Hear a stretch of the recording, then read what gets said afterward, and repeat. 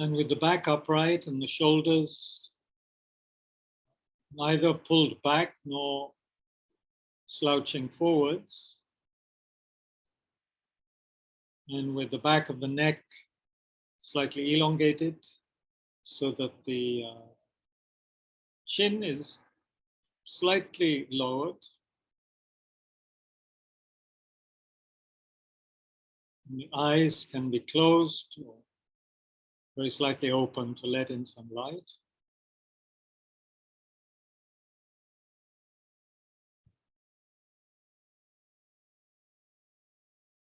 Arms relaxed by the side of the body. Slight gap between the body and the arms. Hands can be in the thighs or in the lap, with the right hand resting in the left and the thumbs touching.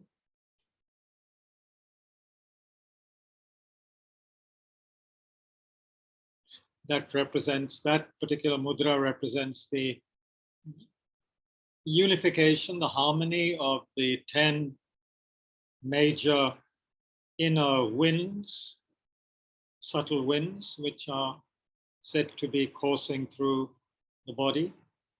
So bring them into harmony, balance.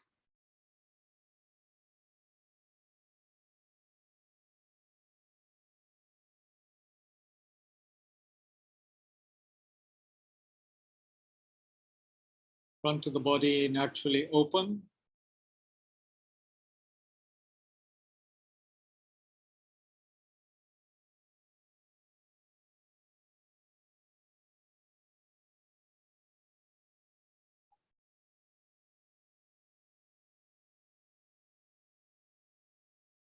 And it's really a rather wonderful and dignified posture, which represents not only one of the best ways to sit from a physiological point of view, and for the proper coursing of the winds or subtle energies within the body, as well as the breath, but it's also psychologically, you could say, very appropriate. There's a sense of strength, dignity in the upright posture, sense of healthy self-confidence, sense of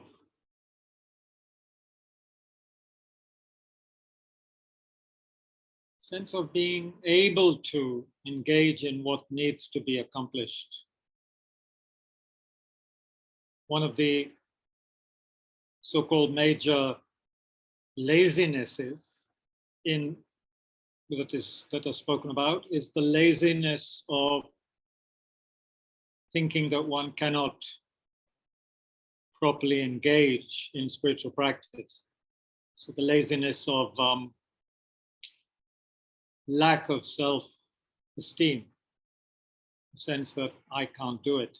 So the posture is proclaiming something else, really, a confidence.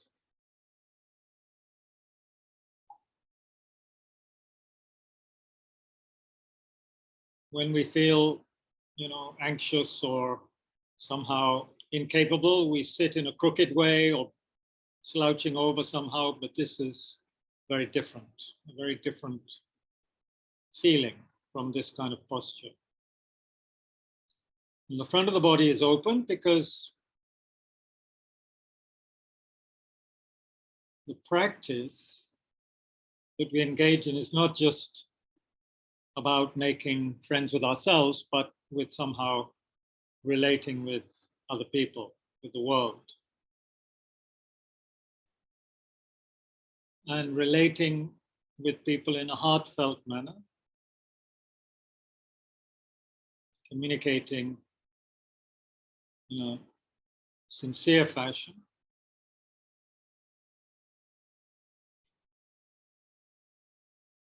And not just communicating, but there's that sense of awareness of one's own and others' dukkha, one's own and others'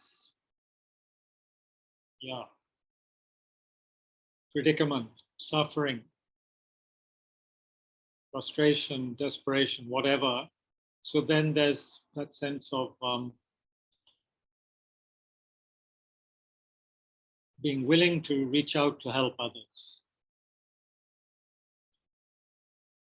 And as we know, the highest aspiration is to aspire to the highest enlightenment, Buddhahood, in order to benefit all sentient beings.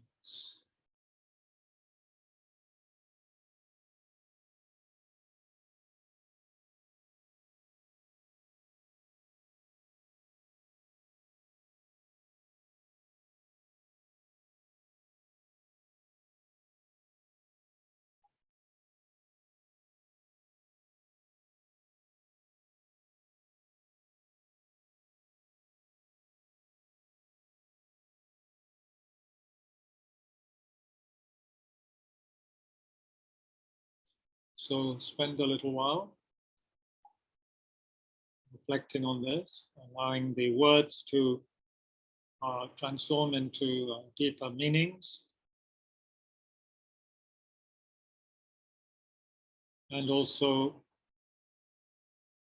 bring the attention, if you haven't already, to breath, natural breathing in and out, in the sense of stillness, relaxation, as well as attentiveness.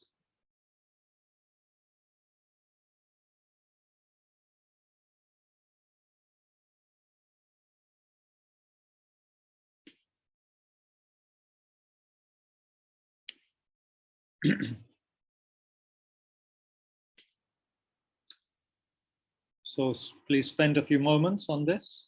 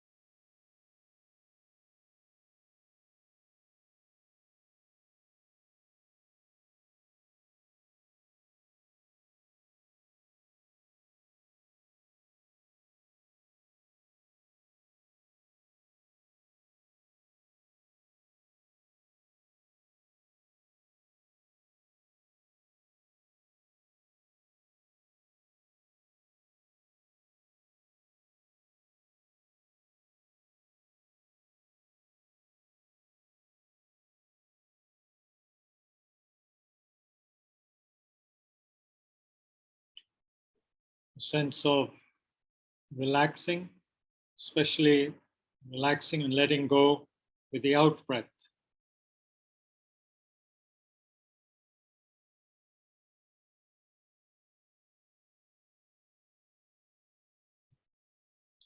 Our problem stems largely from clinging, grasping, holding on tightly,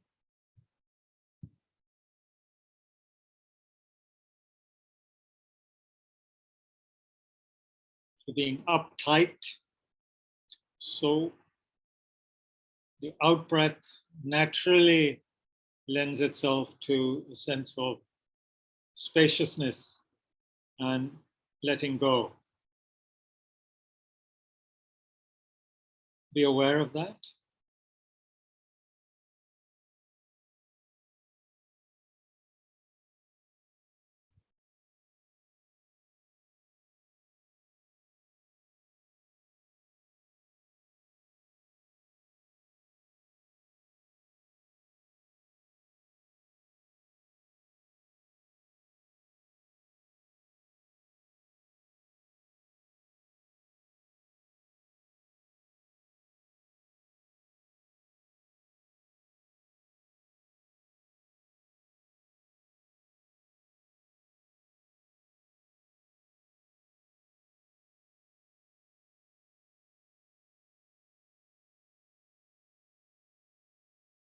And be attentive enough to recognize when the mind wanders and just gently but firmly bring it back to the breath. But not in a stressful, impatient fashion, just very gently, precisely but gently.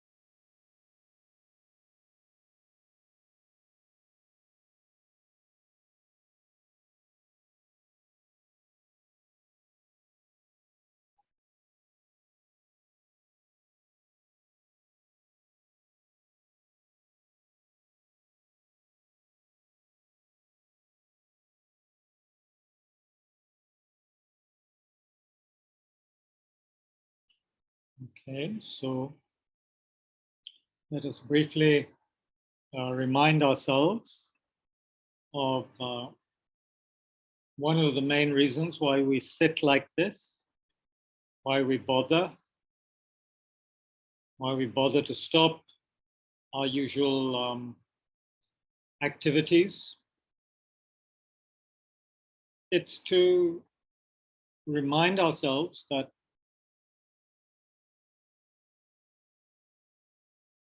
one of the main factors that act perhaps as one of the main conditions for our suffering is lack of attention, speediness, inability to slow down and pay attention to what is happening within our body and mind, so that we're not really, you could say in simple language, we're not in touch with ourselves. We don't understand ourselves and our mind. So we're at the mercy of not only sense impressions from the 5 sense organs, but we're also at the mercy of the ups and downs of our mind, our thoughts, memories, feelings, and so forth. So not having taken the trouble to investigate and begin to work with and understand ourselves, you could say, make friends with ourselves, not having bothered to do that sufficiently in this life, we are then unable to relate in a skillful way with the world, with others. We behave in a very, what should we say, inadequate, excuse me, immature way, in a way that is guided more by,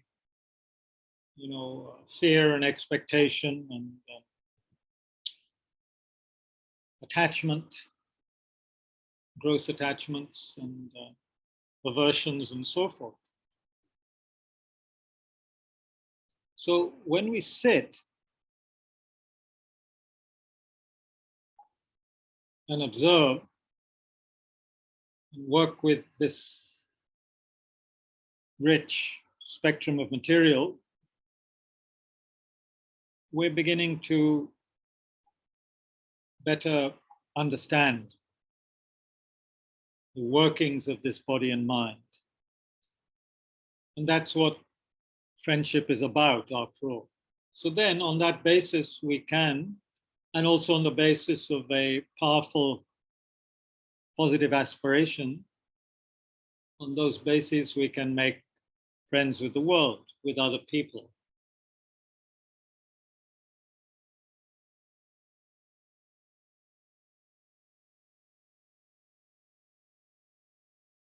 And of course, one of the things we begin to understand very quickly is how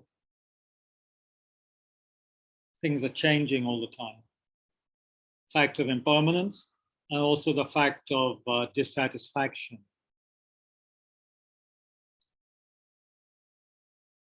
The fact that the mind is jumping all over the place in search of basically some kind of stimulation, distraction. And then it doesn't take much then to understand that this is happening for everybody.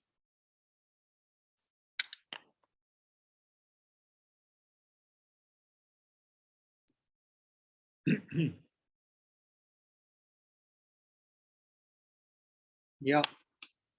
So this is one of the main reasons to sit.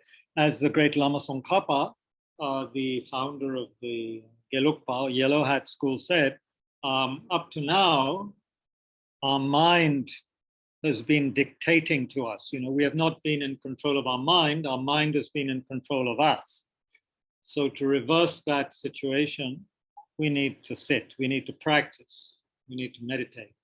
So that's another way of putting it. That's another angle to the situation. Comes to the same thing.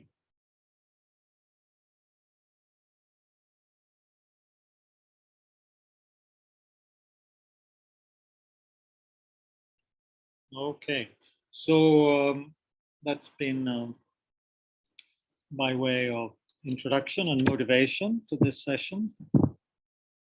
We're looking at, or at least in the background, we have Shantideva's great text, which we've been looking at occasionally, some of the verses. So we are looking at some verses at the end of chapter 1 on Thursday, last Thursday.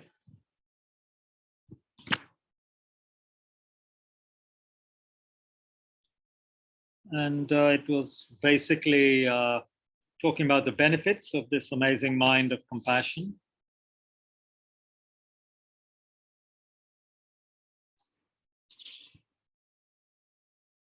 Now we can begin to look at chapter 2.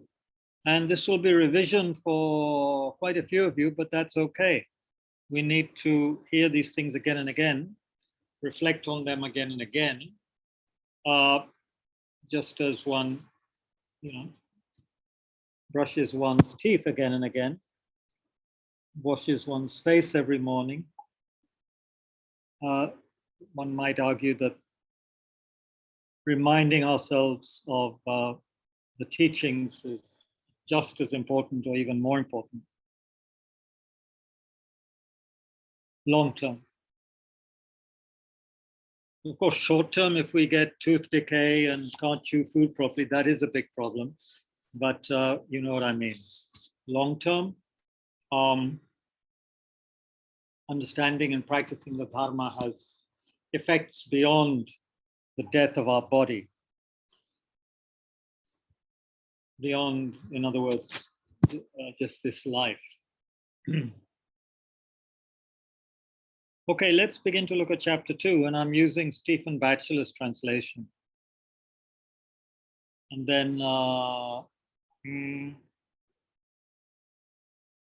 about half an hour or less, we can start having some discussion. So here, the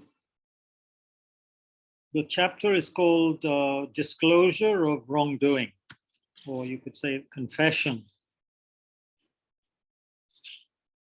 The Buddha nature that we all have at the moment is deeply buried beneath a vast mound of conflicting emotions, negative behavior, which has been occasioned by habitual patterns, which just keep on going on and on, that we have not yet been able to put a stop to.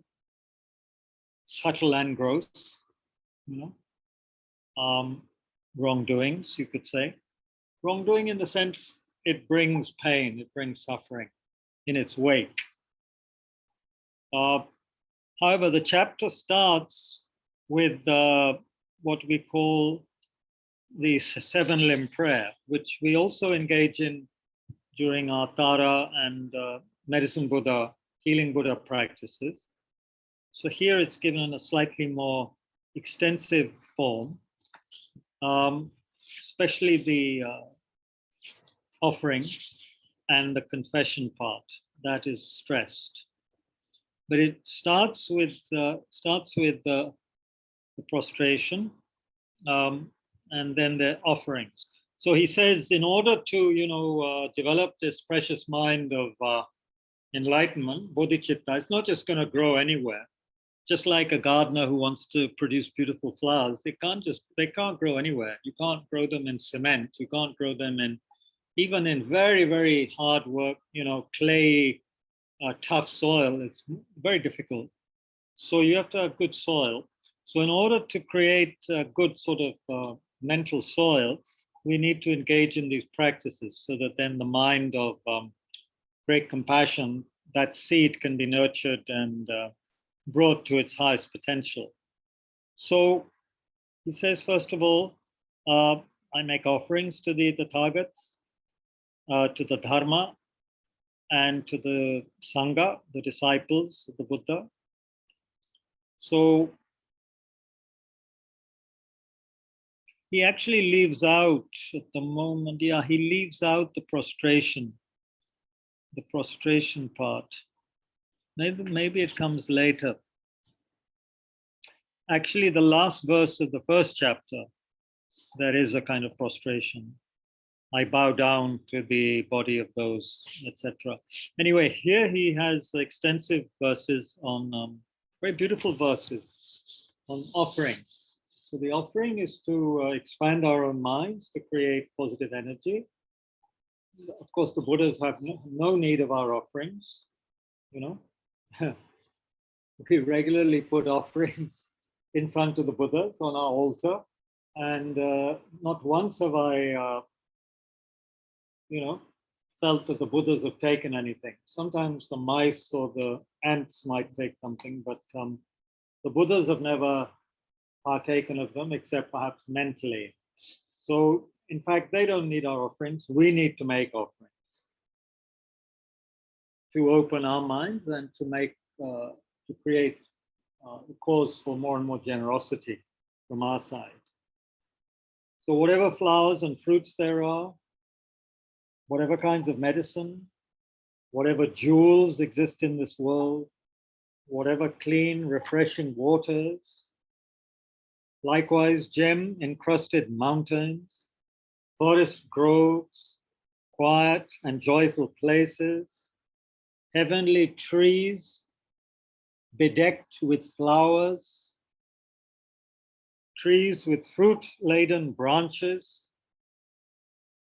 fragrances of the celestial realms, incense, wish-fulfilling trees, and jewel trees, uncultivated harvests, all ornaments that are worthy of being offered.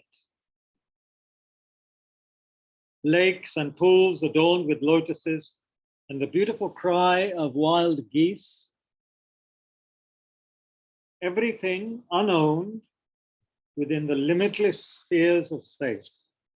Creating these things in my mind, I offer them to the Supreme Beings, the Buddhas, as well as their sons and daughters. O compassionate ones, think kindly of me and accept these offerings of mine. Having no merit, I am destitute, and I have no other gifts to offer. O protectors, you who think of helping others, by your power, accept these for my sake. So not only are we offering these kind of things, but we also offer our bodies, past, present, and future bodies, mentally we offer in service to the Buddhas and to beings. Yeah? Please accept me, you supreme heroes. Respectfully, shall I be your subject? So, you supreme heroes, heroes because they have, not because they've slaughtered people, but because they have engaged in subduing their unwholesome states of mind, the klesh, the disturbing emotions. Respectfully shall I be your subject. So, yeah, this is kind of, for us, old-fashioned language, but to be somebody's subject, you have allegiance, you pay allegiance to them, you obey them in a sense. So here is speaking about maybe obeying the dictates and acting in consonance with the Buddha within us, you know. It's not like we are becoming a slave of some outer person. Although, of course, we may have a teacher whom we highly revere and follow their instructions. But here I think it's being said that on the inner level, we act in accordance with our, you know, most noble nature as much as we can. By being completely under your care, I shall benefit all with no fears of conditioned existence. I shall perfectly transcend my previous transgressions and in the future shall commit no more. Yeah. So if I were to come under the care of, you know, my own Buddha nature, my, you know, compassion, wisdom, and so forth, perseverance, patience, and all of that, then I'll be able to benefit others. And my fears, the fear of samsara, conditioned existence, will also disappear. and I'll be able to go beyond my previous faults, my previous unwholesome behavior, and will be able to refrain in the future from committing them. Then there's a few verses which are there in the text also, the sutras, where one imagines one is offering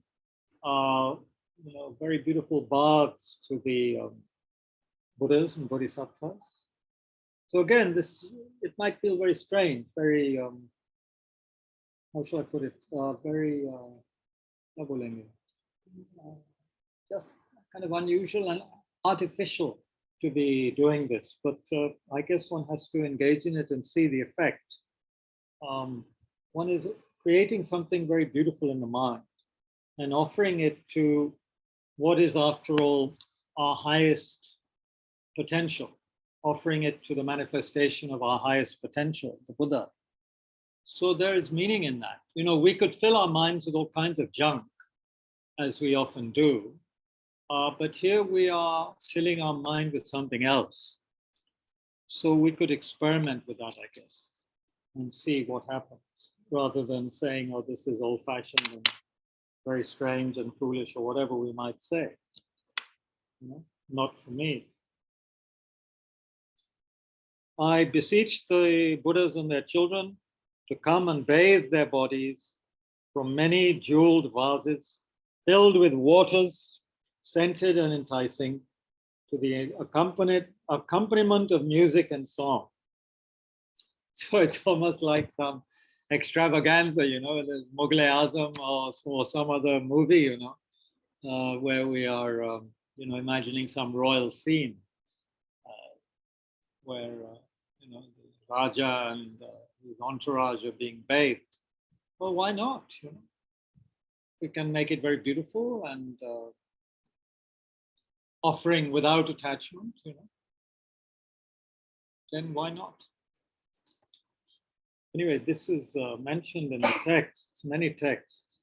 And then not only do we offer baths to the Buddhas and Bodhisattvas, I mean, just as you offer baths to your children, then you dry them afterwards. You don't let your children go wet, and catch a cold. So here verse 24, hold on, not verse 24, verse 12, let me dry their bodies with incomparable cloths, clean and well anointed with scent, and then may I present these holy beings with fragrant garments of suitable colors. Okay, so, those of you who have a good imagination, you just have to, you've been to the boutiques, to the malls, to the airports, you offer, United Colors of Benetton and all of these wonderful colors, or, whatever, rainbow colors, to the Buddhas. I adorn with manifold ornaments, various raiments, fine and smooth, to the Aryas, Samantabhadra, Manju Ghosh, Avalokiteshwar, and all the others. So, it's worth reading this on your own slowly and going through that. And then there's also offering of garlands, flowers, sweet-smelling flowers, lilies, jasmine, lotus blooms, and then clouds of incense. The sweet aroma steals away the mind. Celestial delicacies, variety of foods and drinks, jeweled lamps arranged on golden lotus buds. Upon earth or land sprinkled with scented water, I scatter delicate flower petals. And then to those who have the nature of compassion, the Buddhas, I offer palaces resounding with melodious hymns, exquisitely illuminated by hanging pearls and gems that adorn the infinities of space. So this really is just a complete, we're creating kind of a pure realm with all of these offerings. And why not, Our lives often are surrounded by I would say, so much ugliness very often, especially if we live in big cities. We can be surrounded by a lot of ugliness. You can see the benefits perhaps of balancing that with filling the mind with very beautiful images and offering that. And perhaps that would help us also care more for creating beauty in our lives as much as we can. At least within our homes, we should do that. And if we are architects or, people who have some kind of control over what happens in the environment, planners or something, then it makes sense to have very beautiful visions in our mind.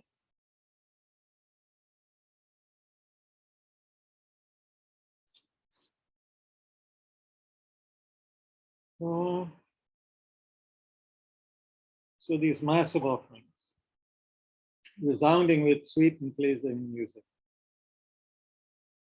And then he says, may a continuous rain of flowers and precious gems descend upon the stupas and statues and all the jewels of the Dharma, so on and so forth. So this is happening. And then there's prostration. That's right. In verse 24, there's the prostration, which often comes first in the seven limb prayer. Here it comes second, after offerings. You prostrate to all the Buddhas of the three times, past, present, and future. And you don't just imagine prostrating with one body. One imagines that one has countless bodies. How about that? Countless bodies. As numerous as all the atoms within the universe. That's a lot of bodies. Again, we're just expanding our normal, limited way of relating with ourselves in the world. Limited bodies prostrated. Why not? And then we prostrate to all the stupas, to the representations of the enlightened mind, the abbots, the teachers, noble practitioners. We take refuge in the Buddhas, the Dharma, the Sangha. And then from verse 27, the emphasis on laying bare one's unwholesome actions in a very sincere way, with great regret, but not guilt, regret, healthy regret. Healthy regret is when we realize something unwholesome has happened, which harms myself and others. So healthy regret is when you realize that and then you want to do something about it. You don't just moan or bewail one's own guilt, or one actually engages in the first step of doing something about it. But we need to regret. If we don't regret stupid, harmful actions, then we're not going to want to do anything about it, right? So with folded hands, I beseech the Buddhas and Bodhisattvas who possess the great compassion and who reside in all directions throughout beginningless cyclic existence. We're not just talking one life, we're talking beginningless lives. In this life and others, unknowingly, I committed transgressions and ordered them to be done by others. Overwhelmed by the deception of ignorance, I rejoiced in what was done. But now, seeing these mistakes, from my heart, I confess them to the Buddhas. The transcript says I confess them to the books, to the woods, but actually to the Buddhas. Buddhas. No, borders. This transcript doesn't know the word Buddha. It's got books, woods, and borders. Buddha. It put B-U-T-D-A. ठीक है? Scott, books, words, and borders. Buddha. Okay, no problem. Jagmohanji, you asked for the transcript, but I hope you know Buddha, right? Yeah. Okay. I'm getting it on the screen. Huh? I'm Don't that is believe what in I'm the transcript, explaining. okay? The transcript doesn't know some of the most important words. Bodhisattva is I seem to be bodies able and to software. Huh? I'm able to concentrate a bit better So if with you the can transcript. translate Buddha, concentrate better for, you can try and, anyway, Bodhisattva, bodies, body southpaw. Yeah, it's very weird. Okay. Anyway, you're an old student, so you know Buddhas, you know Bodhisattvas. Whatever harmful acts of body, speech, and mind I've done, okay, in a disturbed mental state, towards the Buddha, Dhamma, Sangha, towards my parents, my spiritual teachers, and others, and all the grave wrongdoings done by me, so thoroughly vile and polluted, with an abundance of faults, I openly declare to the guides of the world. This is very powerful stuff. But if you remember, it's regret and not guilt.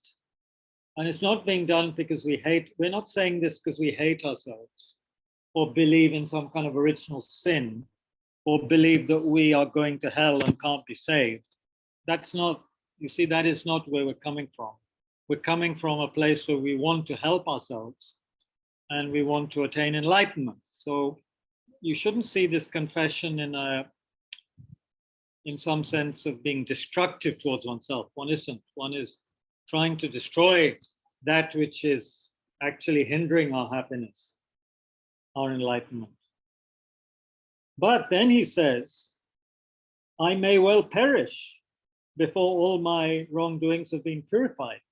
So please protect me in such a way as will swiftly and surely free me from them.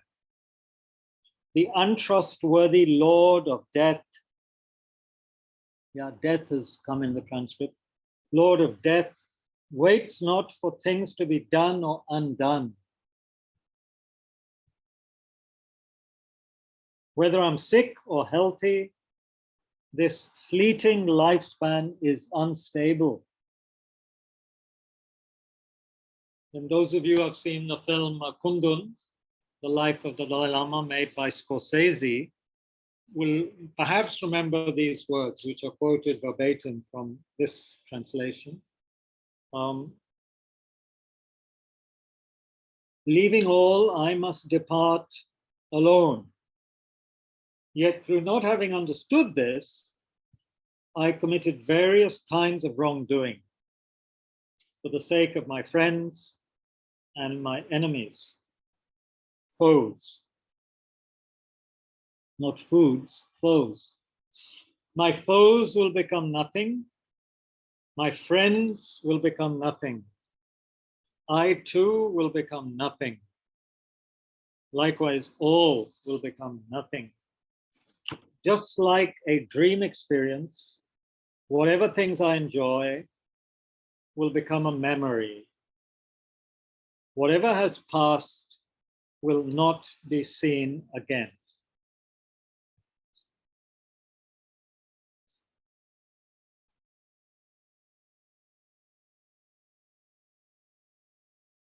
Yeah, I think enough material for us to have a discussion. We were on verse 36 of the second chapter, and we can continue with more verses tomorrow. Tomorrow, by the way, we'll also do some Tara practice, just some Tara phrases. It's always good to do that. And we'll also have some commentary on Shantideva.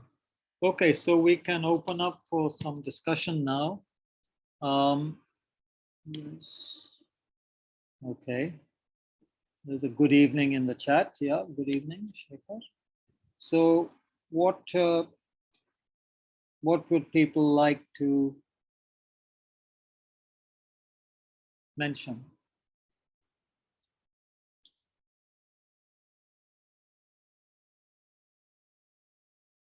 Hope I'm not getting cataracts. It does happen. Let's see. Blurred. Okay. That's better. All right. Anybody? कुछ कहना है किसी को? पूछना है, कहना है?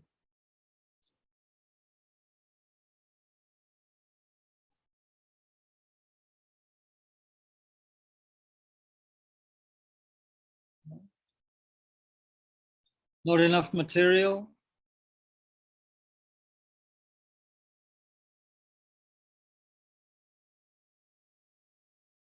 Ah, Minoti ji, pranam. You'll have to unmute yourself.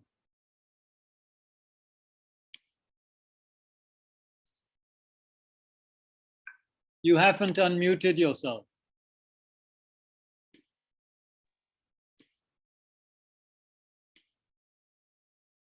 You have to unmute yourself, Minoti.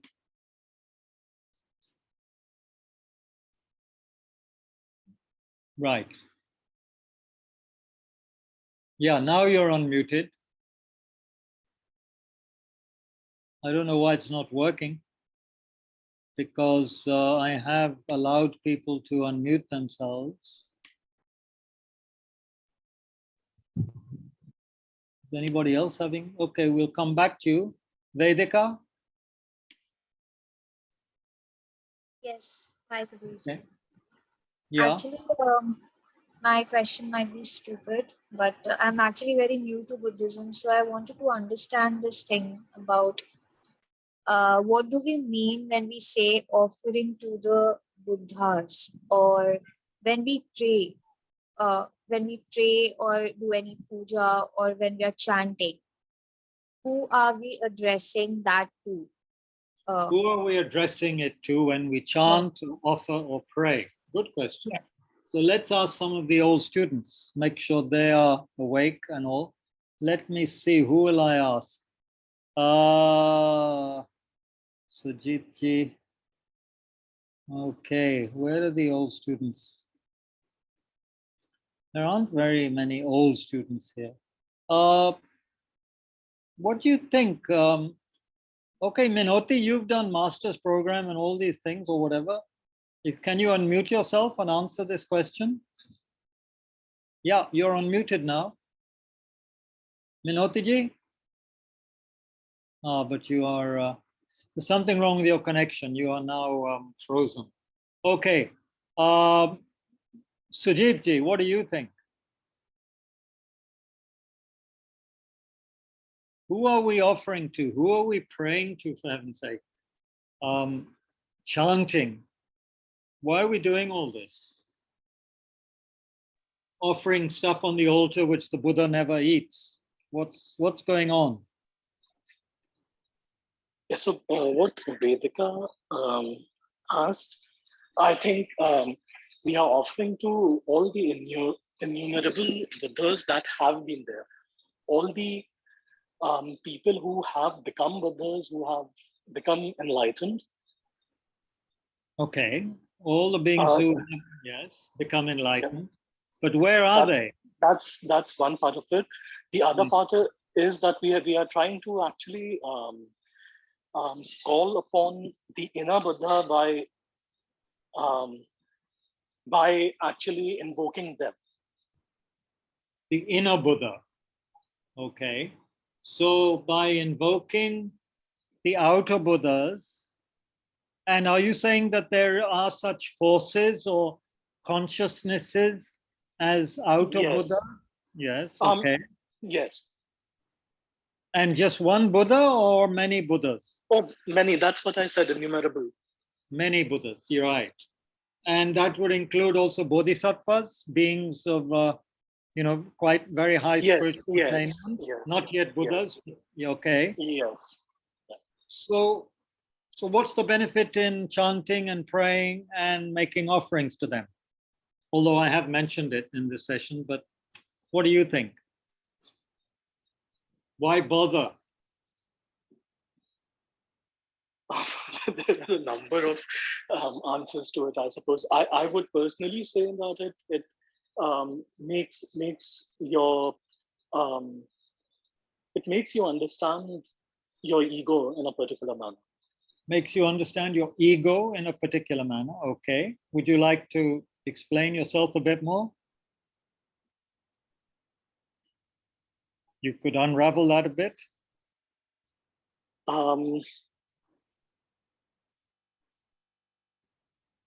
Why do you mention ego? Oh, because the entire point is to invoke the inner Buddha, to understand that we have the Buddha seed in each one of us. Can you hear properly? Yeah. That we have the, okay, right.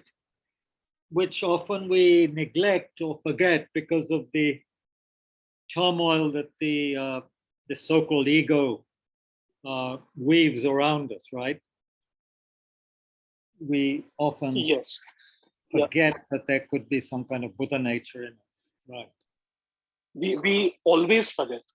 I personally think I always forget. So it's very necessary for us to keep reminding ourselves that.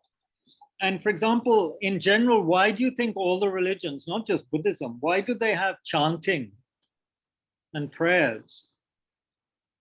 All the religions have this. I can't think of any religion that doesn't have it, or any sort of inner spiritual technique always involves those as well, it seems to me.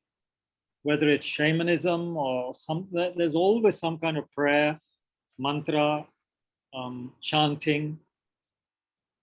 Vedika, you probably know the answer to this yourself, but we're having people help out here. Anybody? I'm actually not very clear to BG. I mean, I've been chanting for a long time now, but I just basically looked at it as meditation. Like, it helps me slow down and it helps me center myself. So that is what I do it for. But like, I have this doubt, like since I actually started attending these sessions, when I'm praying or when I'm doing some puja, who am I?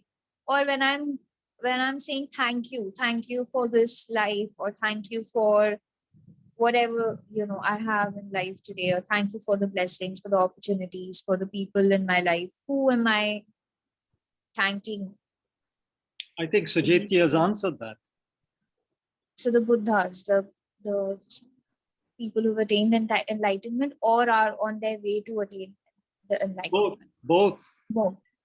Just as we may make prayers or give thanks mentally to people in this life who helped us, or to our parents or our teachers, And as Sujiti mentioned, we're also seeing the outer Buddhas and so forth as a kind of a mirror or reflection to remind us of our inner Buddhas, right? The inner potential that we all have.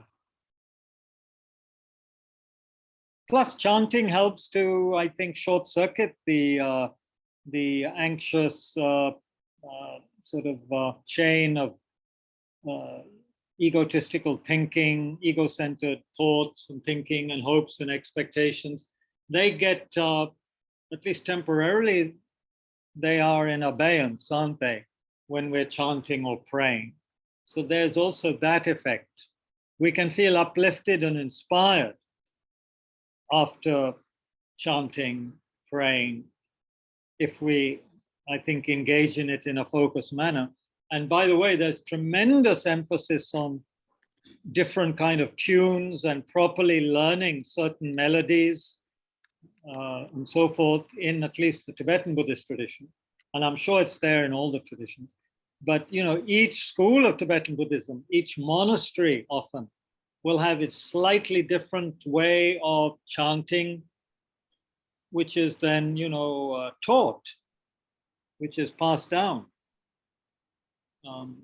So there's great care. So there's also, you see, it's a practice of paying attention. It's a discipline in itself. And discipline like that is very helpful for the for this wild elephant mind, which left to its own devices just goes off in all directions, right?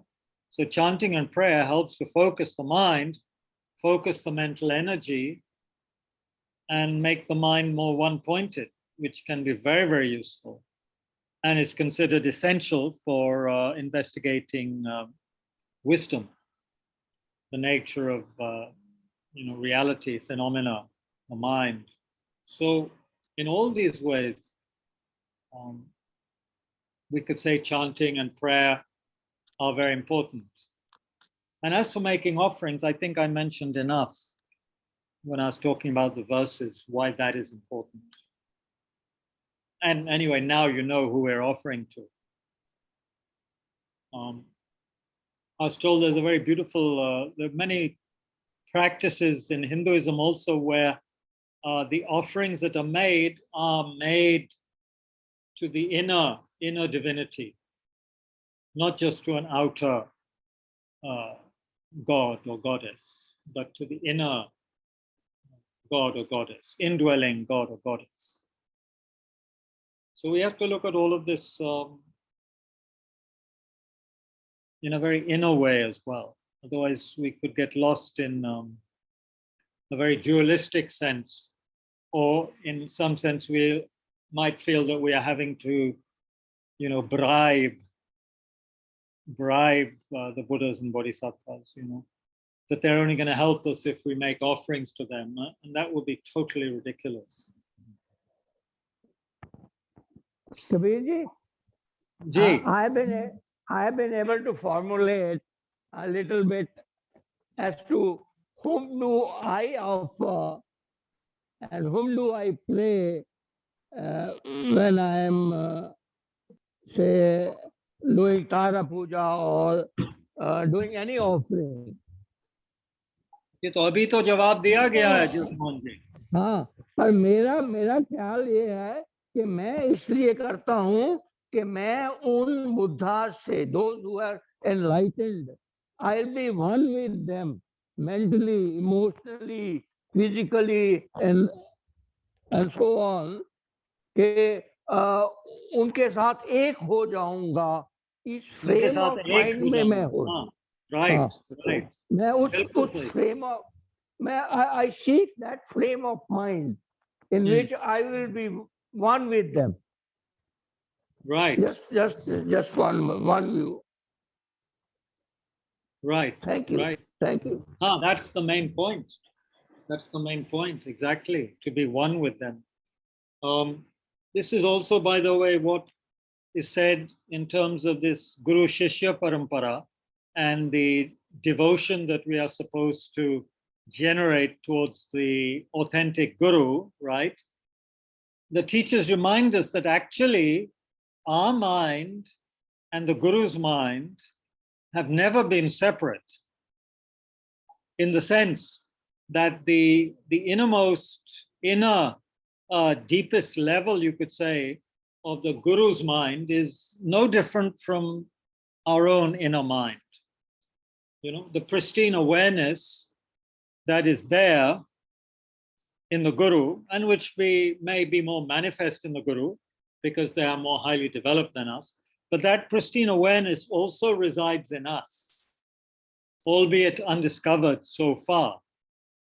So, yeah, I found that statement very profound, that the Guru's mind and our mind actually at one level have never been separate.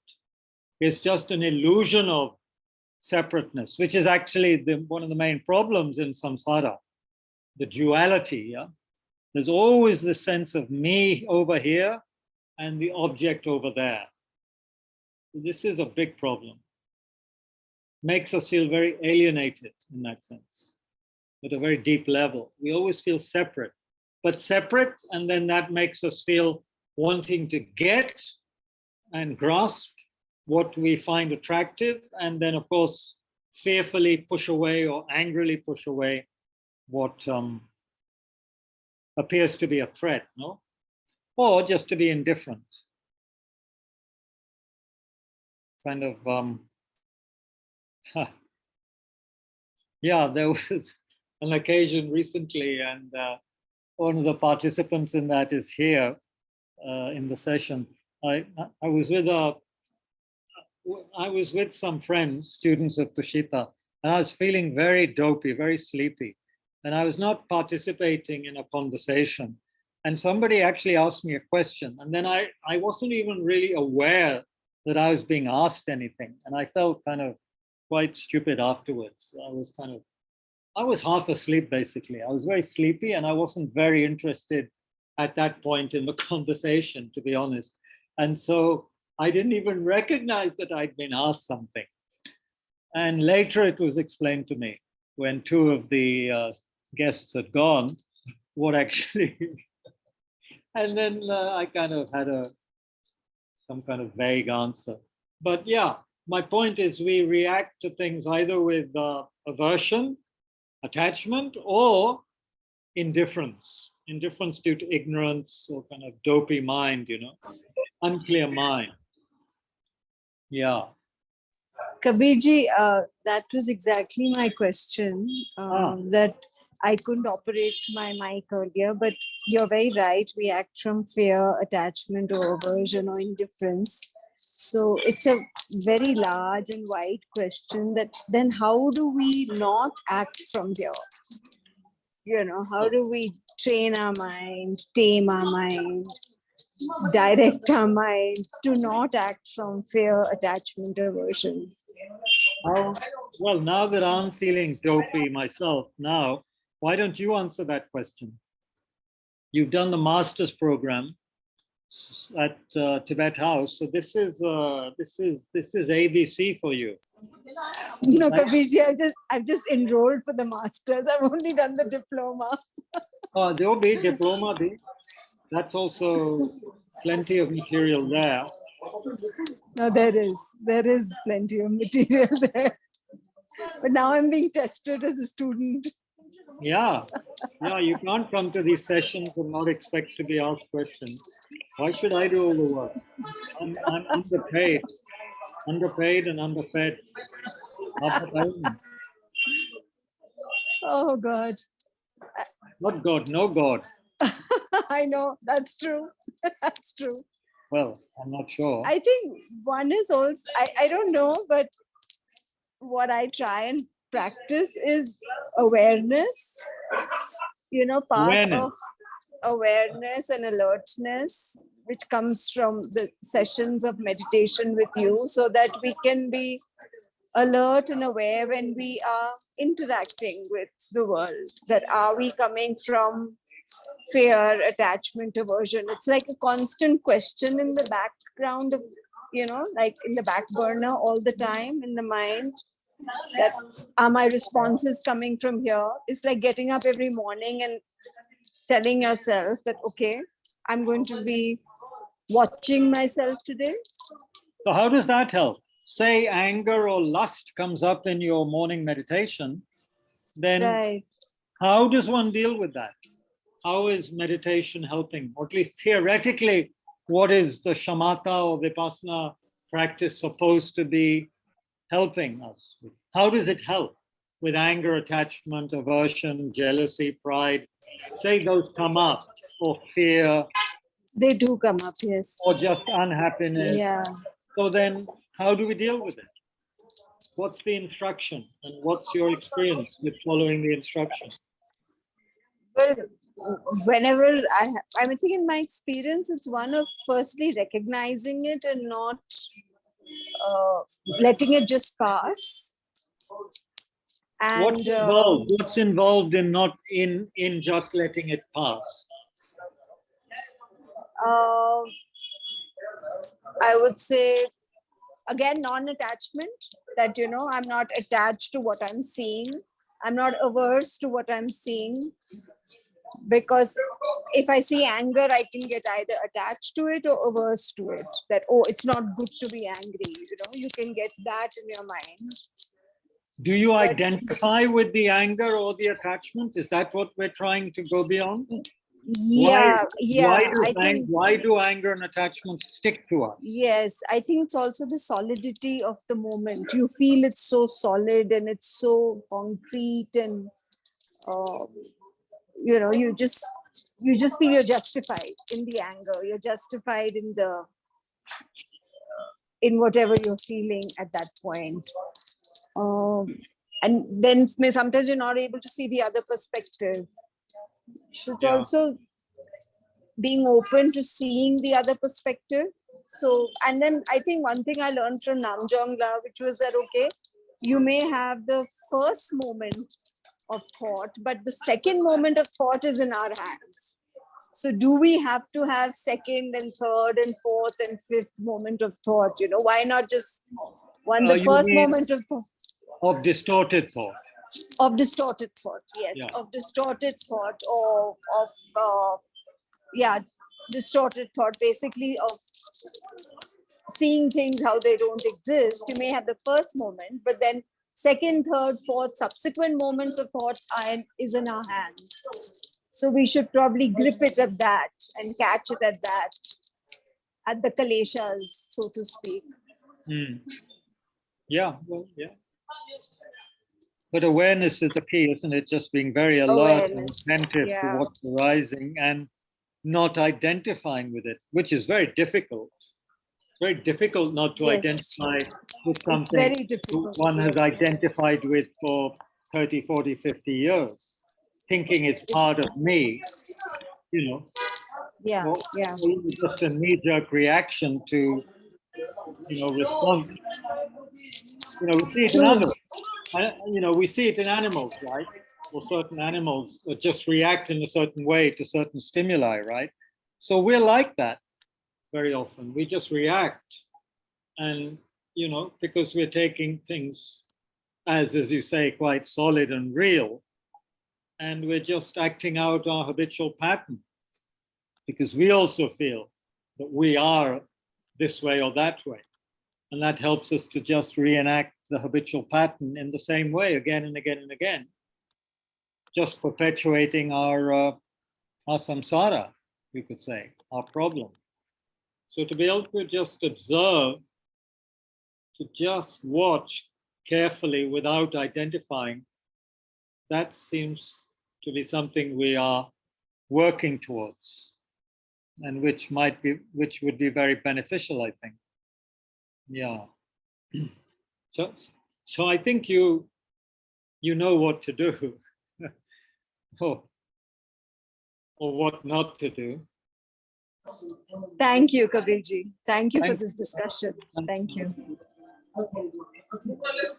What else?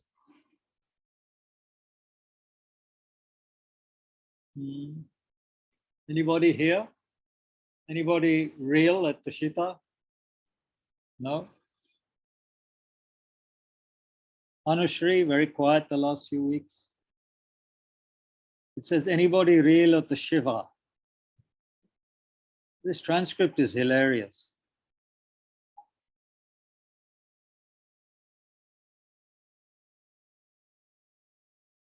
No. How's your chance, folks? It's 7:47. You have 15, 20 minutes max. Can you explain what? Yeah. Buddha energy pervades all the environment, but we can't see because of our ignorance. Ignorance, you could say karmic obscuration. Yeah. Karmic obscurations, ignorance. So do we need to remember that while praying? Yes. Well, we pray because we want to be in touch with that energy. We can't see it with our eyes. Often we can feel it. If we have devotion and pray and chant sufficiently and maybe beautifully, then we can feel a presence very often, or sometimes. To observe what we're feeling and to be okay with it, to not panic, to not judge, says Vedika. Yeah. And at a certain point, even according to some, go beyond the observed duality. And then there is nothing to be protected.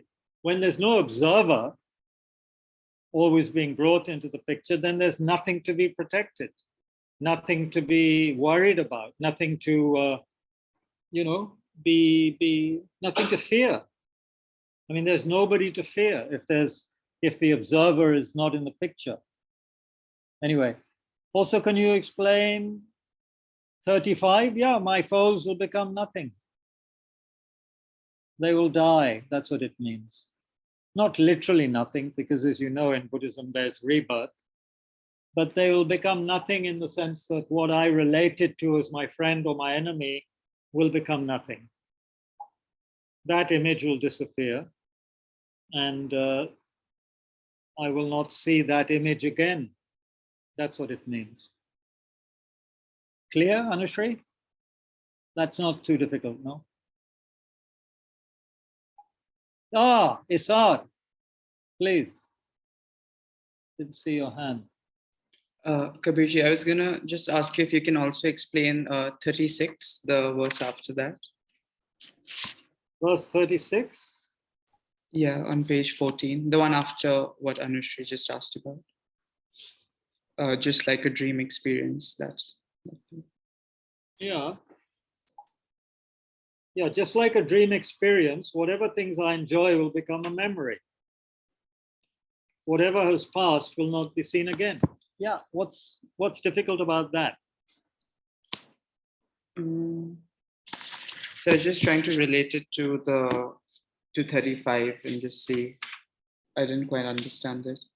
Well, like a dream, you wake up from a dream and then you think, oh, that was just a dream. It's gone. In the morning, you wake up and it's often very difficult even to remember the dream. Or you might remember it for a very short period of time when you haven't yet fully woken up properly. And then if you ask yourself at breakfast time, oh, what was that dream? Then one can't remember it. So like that, things are not as solid as they appear, and one can't even remember them. Okay. You may have had a very enjoyable time, 353 days ago, but can you remember exactly? Can you remember what you had for breakfast exactly 12 days ago? I mean, unless you have a very stereotyped breakfast, which often we have, but can you really remember? We can't. It's like a dream. It's gone. Things become a memory.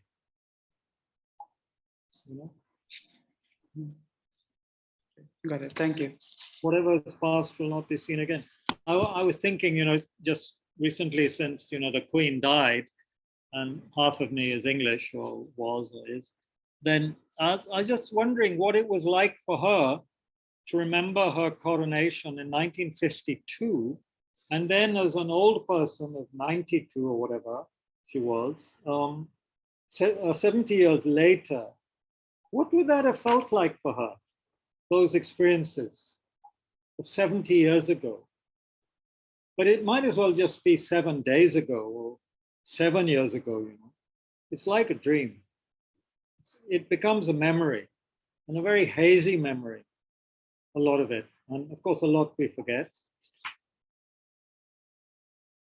And does anything ever come back again the same way, I'm wondering? Whatever has passed will not be seen again. In our mind, we try to fix things, don't we? We try to create an image of things. Like I have an image, for example, a very strong image of the landscape of England, the beautiful landscapes I enjoyed as a young person in England. But it's just a memory, and it's not the same now. It's not exactly the same. In fact, there's been a lot of degeneration in certain places.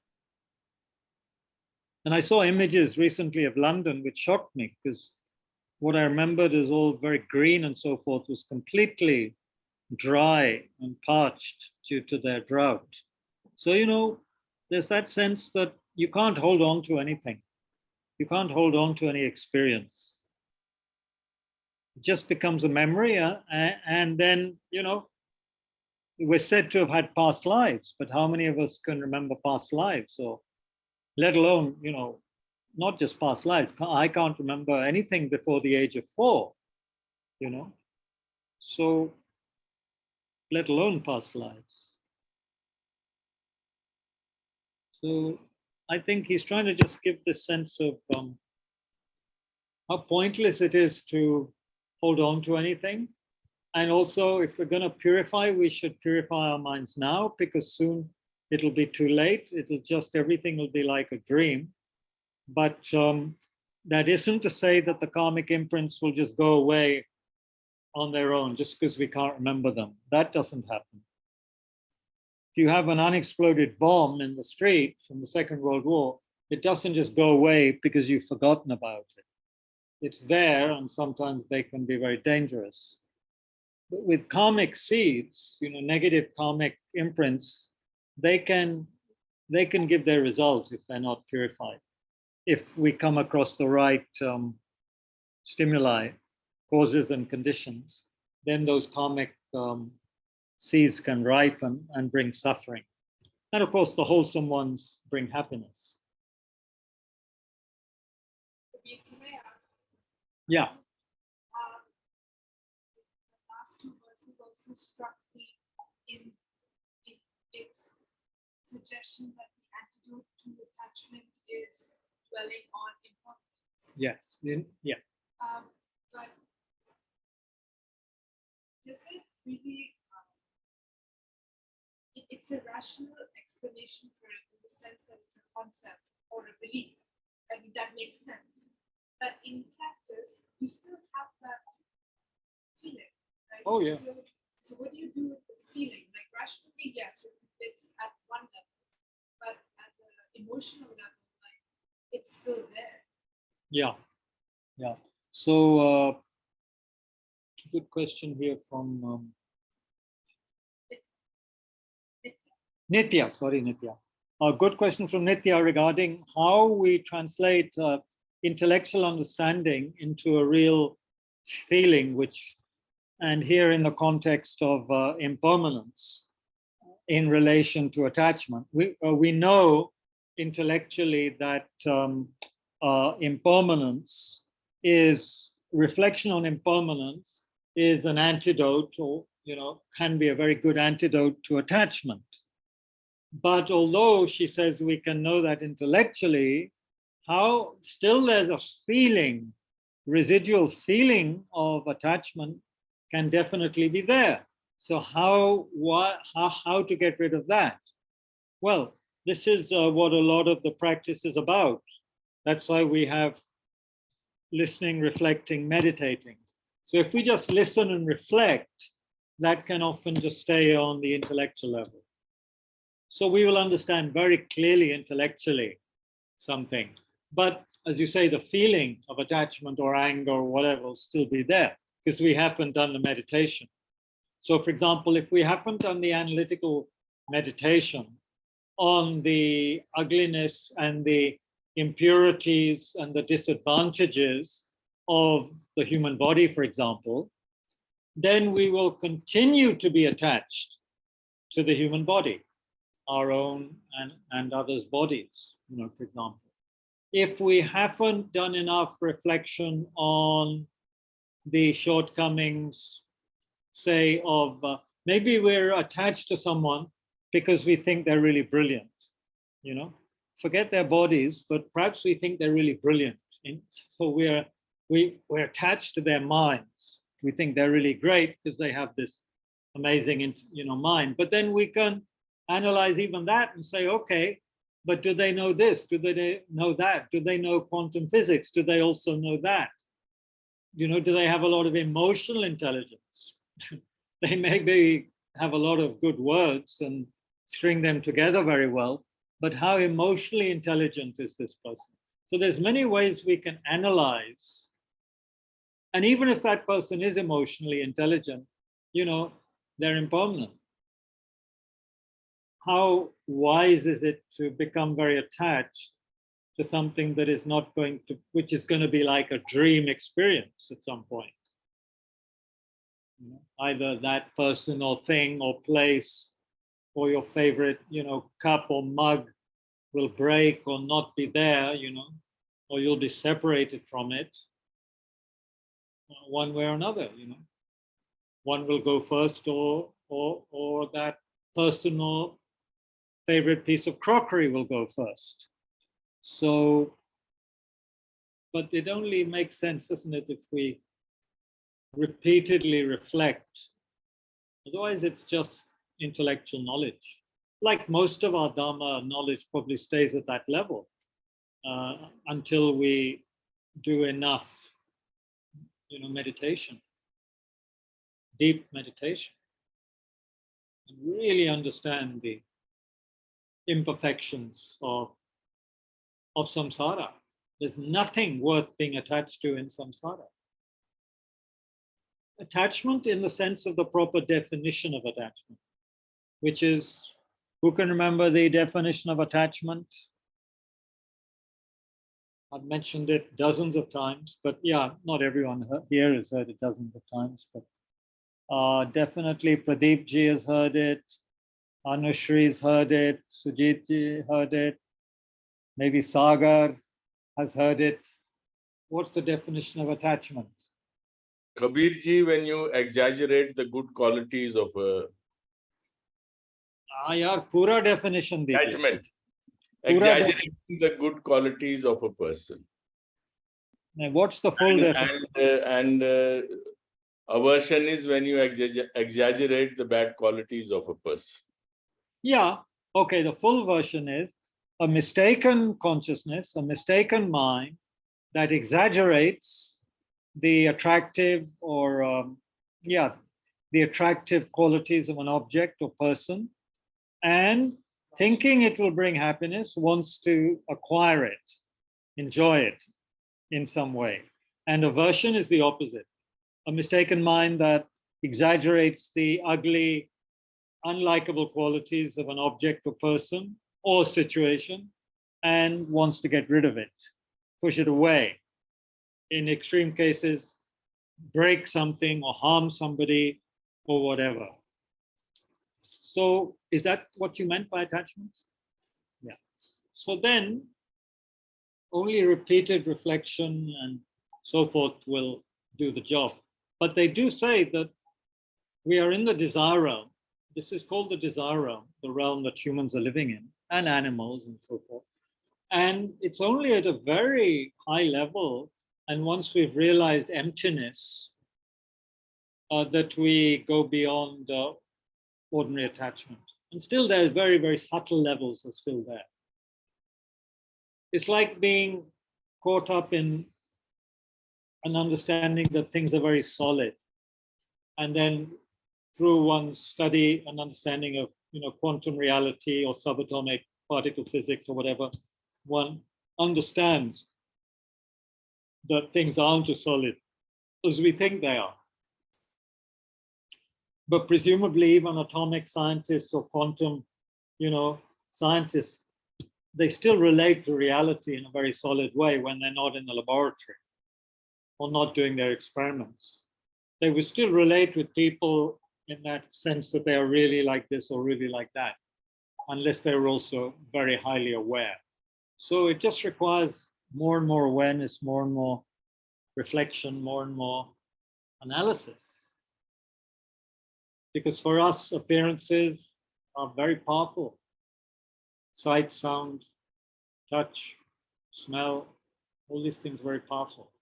And they come across as very real and solid and attractive and good and bringing what we feel is happiness. So there is going to be a mistaken sense of them being, good. We exaggerate the positive qualities of such things and we exaggerate the negative qualities of certain other things. Does that make sense? It just requires more and more practice, as far as I can see. We are real beginners, most of us. We're just beginners. It's like saying, I don't know. It's like if we don't train enough, then we cannot achieve what we want to in sports, athletics, or weightlifting or anything. A trainer may say, look, you have to do this, you have to train a certain number of hours or do more to attain, the result that you want. So if we want to be free of attachment and aversion and also ignorance, then we have to engage in the requisite amount of analysis, meditation, and so forth. But a residual feeling will be there until we have really mastered the meditations on shunyata, emptiness. Then I said we really begin to see how everything is simply an appearance of the mind. And we don't see anything as really solid from its own side. And that feels not very nice for us, actually, because when we think, oh, what's a world without attachment or aversion? Or at least what's a world without attachment? So then we have to be practical. We have to say, it's not as though attachment is bad, bad, bad. If we have good intentions, and then we realize we still have attachment, but we try to use that attachment energy in a creative and positive way. But we know what is going on, and we know that there is an element of exaggeration, and we know that what we perhaps feel that we might be able to gain from a certain situation, object, person is not realistic. We've exaggerated a quality. We haven't seen the total reality of a person or situation or object. Like we're fascinated and intoxicated with the new motorcycle or friend or house or whatever it is. But that's because we've exaggerated certain aspects. And of course, the other aspects come up often very quickly, and you realize, good grief, is this really what I wanted? Is this really the kind of car or motorcycle? Or something comes up which shows us some, not defect, but it's very quickly we can see another aspect of that object or person, which makes us question our original projection. Things are projections. If they were of our own minds. If they weren't, then somebody whom you regarded as incredible and so forth should be regarded by everybody that way. But that's not the case.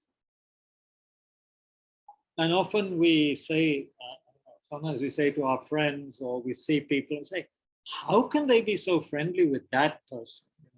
What do they see in that person? Or why do they not like that person? It's their projection.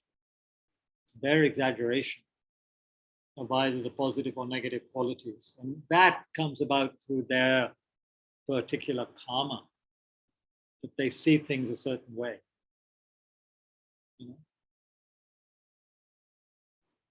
Am I making sense? Okay, where are we?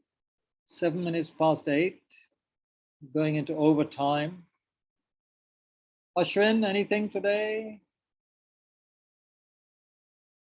Rajesh ji? No? Good, we'll stop there. We have a session tomorrow, we can go on. So let's dedicate for the happiness and welfare of all living beings. One may understand more clearly the attachment, ignorance, and the aversion in our own minds, so that we may be able to work with it and not be overwhelmed by the ups and downs of our mind and the klesh, the disturbing emotions. May they not dominate us.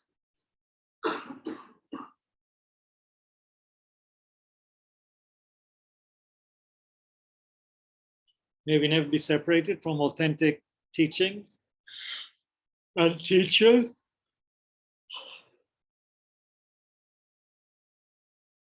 May the Dharma flourish. May the holy wishes of all the authentic beings be fulfilled. The Dharma wishes. May our lives become very meaningful for ourselves and for others.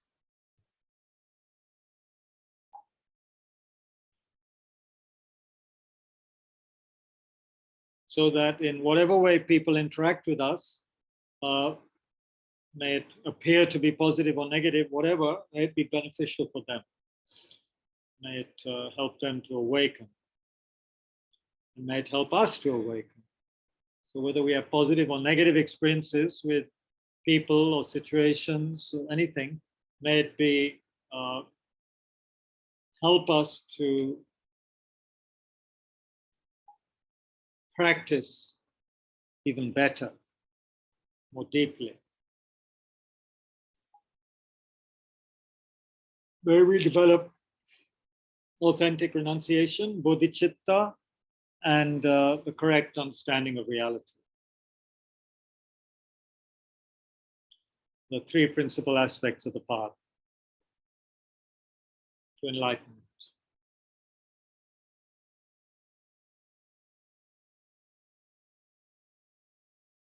We pray for our loved ones and people who have died, people who are sick.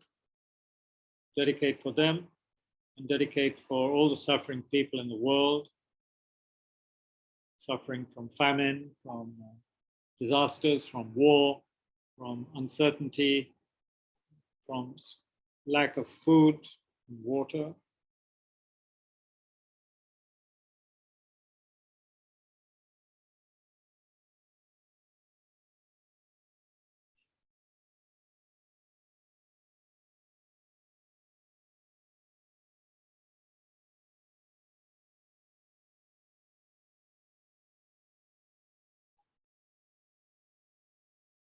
May we always have enthusiasm for the teachings and for engaging in wholesomeness.